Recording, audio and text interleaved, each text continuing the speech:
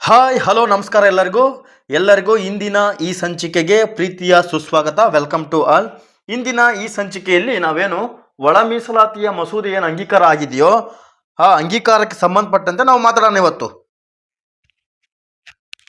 ಒಳ ಮೀಸಲು ಮಸೂದೆ ಅಲೆಮಾರಿ ಇತರರು ಸಿ ಪ್ರವರ್ಗಕ್ಕೆ ಸೇರ್ಪಡೆ ಇದು ಅಂತಿಮ ಆಗಿದೆ ಆಲ್ರೆಡಿ. ಏನು ಹಾಗಾದರೆ ಉದ್ಯೋಗ ಶಿಕ್ಷಣದಲ್ಲಿ SC ಸಮುದಾಯದ 17% ಮೀಸಲಾತಿಯನ್ನು ನೋಡಿ 3 ಫಾರ್ಮುಲಾವನ್ನಾಗಿ ಮಾಡಿದ್ದಾರೆ. ಎಡಗೈ, ಬಲಗೈ ಮತ್ತು ಗ್ರೂಪ್ ಸಿ ಇತರೆ ವರ್ಗದವರಿಗಿದು.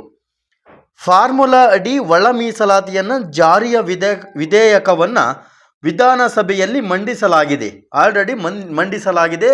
ಸಮಾಜ ಕಲ್ಯಾಣ ಇಲಾಖೆ ಸಚಿವರಾದಂತಹ HC ಮಹದೇವಪ್ಪನವರು ಈ ಮಂಡನೆಯನ್ನು ಮಂಡಿಸಿದ್ದಾರೆ. ಅಲೆಮಾರಿಗಳು ಸೂಕ್ಷ್ಮ ಸಮುದಾಯಕ್ಕಾದ ಅನ್ಯಾಯ ತಪ್ಪಿಸಲು ಸಿ ವರ್ಗದ 5% ಒಳ ಮೀಸಲಲ್ಲಿ ಮತ್ತೆ ಒಳ ಮೀಸಲು ಪ್ರಸ್ತಾಪಿಸಲಾಗಿದೆ.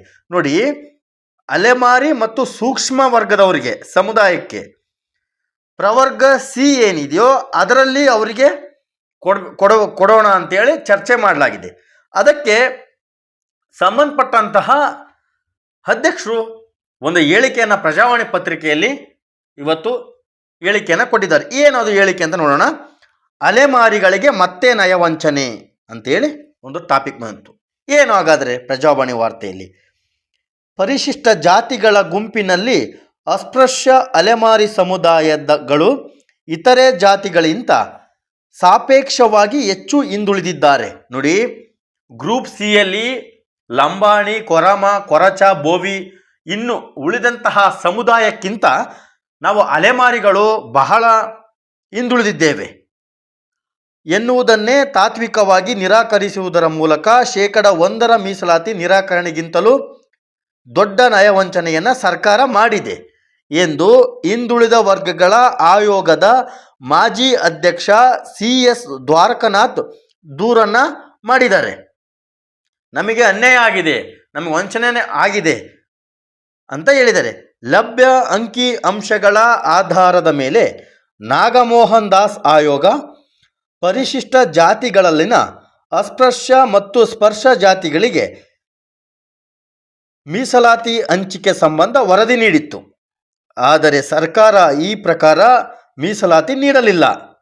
ಇದನ್ನು ಪ್ರಶ್ನಿಸಿ ಅಲೆಮಾರಿ ಸಮುದಾಯವು ನ್ಯಾಯಾಲಯದ ಮೆಟ್ಟಿಲೇರಿದೆ.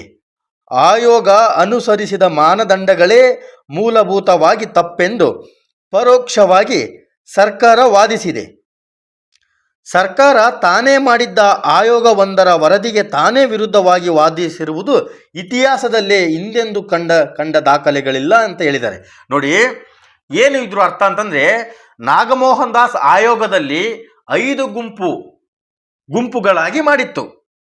ಅದರಲ್ಲಿ ಅಲೆಮಾರಿ ಸಮುದಾಯಕ್ಕೆ 1% ಕೊಡಬೇಕಂತೇಳಿ ಆಗಿತ್ತು.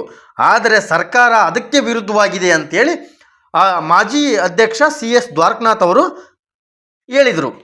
ಅಸ್ಪೃಶ್ಯ ಅಲೆಮಾರಿ ಸಮುದಾಯಗಳಿಗೆ 1% ಮೀಸಲಾತಿಯನ್ನು ಕೊಡುವ ಬಗ್ಗೆ ಪೂರಕ ಕ್ರಮಗಳನ್ನು ತೆಗೆದುಕೊಳ್ಳುತ್ತೇವೆ ಎಂದು ಸರ್ಕಾರ ಹೇಳಿತ್ತು. ಹಿಂದೆ ಕೋರ್ಟಲ್ಲಿ ಇದ್ದಾಗ ಅಲೆಮಾರಿ ಜನಾಂಗಕ್ಕೆ ನಾವು ಒಂದು ಕ್ರಮವನ್ನು ತೆಗೆದುಕೊಳ್ತೀವಿ, ಆ ಕ್ರಮಬದ್ಧವಾಗಿ ನಿಮಗೆ ಮೀಸಲಾತಿಯನ್ನು ದೊರಕಿಸ್ಕೊಡ್ತೀವಿ ಅಂತೇಳಿ ಒಂದು ನಂಬಿಕೆ ಮಾತನ್ನು ಹೇಳಿತ್ತು. ಸದ್ಯಕ್ಕೆ ಅದನ್ನು ಜಾರಿ ಮಾಡಲು ಸಾಧ್ಯವಾಗದೇ ಇರುವುದಕ್ಕೆ ತಾತ್ಕಾಲಿಕ ಮತ್ತು ಆಡಳಿತಾತ್ಮಕ ಕಾರಣಗಳಿವೆ ಎಂದು ಹೇಳುತ್ತಿದೆ. ಆಗ ಕೊಟ್ಟ ಭರವಸೆಗಳು ಬೂಟಾಟಿಕೆ ಮತ್ತು ನಯವಂಚಕತನದ ಹೇಳಿಕೆಗಳು ಎಂದು ಸಾಬೀತಾಗಿದೆ ಅಂತ ಹಿಂದುಳಿದ ವರ್ಗಗಳ ಆಯೋಗದ ಮಾಜಿ ಅಧ್ಯಕ್ಷ CS ದ್ವಾರಕನಾಥ್ ಅವರು ಕಿಡಿಕಾರಿದ್ದಾರೆ. ನಮಗೆ ಅನ್ಯಾಯ ಆಗಿದೆ ಸ್ವಾಮಿ, ನಮಗೆ 1% ಕೊಡಿ. ನಾವು ಗ್ರೂಪ್ ಸಿಯಲ್ಲಿ ಇರುವಂತಹ ಜಾತಿಗಳ ಜೊತೆಗೆ ನಾವು ಫೈಟ್ ಮಾಡೋಕ್ಕಾಗಲ್ಲ. ನಾವು ಅತಿ ಹೆಚ್ಚು ಹಿಂದುಳಿದಿದ್ದೀವಿ. ಹಾಗಾಗಿ ನಮಗೆ ಸಪ್ರೇಟ್ ಮಾಡಿ 1% ಕೊಡಿ ಅಂತೇಳಿ ಬೇಡಿಕೆ ಇತ್ತು. ಆದರೆ ನಿನ್ನೆ ನಡೆದಂತಹ ಅಧಿವೇಶನದಲ್ಲಿ ಅದಾಗಿಲ್ಲ. 665 ಫಾರ್ಮುಲಾ ಮುಖಾಂತರ ಒಂದು ವಿಧೇಯಕ ಮಂಡನೆಯಾಗಿದೆ. ಇದೇ ರೀತಿ ಅಪ್ಡೇಟ್ಗಳಿಗಾಗಿ ನಮ್ಮ ಚಾನಲನ್ನು ಸಬ್ಸ್ಕ್ರೈಬ್ ಮಾಡ್ಕೊಳ್ಳಿ. ಎಲ್ಲರಿಗೂ ಧನ್ಯವಾದ, ನಮಸ್ಕಾರ.